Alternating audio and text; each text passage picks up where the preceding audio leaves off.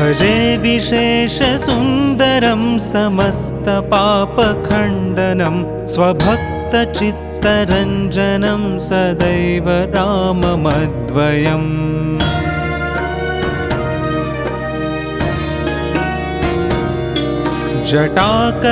जटाकलापशोभितं समस्तपापनाशकं स्वभक्तभीतिभञ्जनं भजेह राममद्वयम्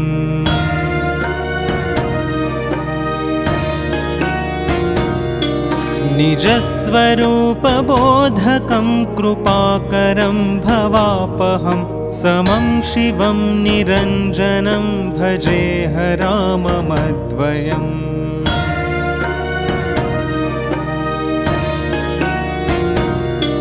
सह प्रपञ्चकल्पितं ह्यनामरूपवास्तवं निराकृतिं निरामयं भजेह राममद्वयम्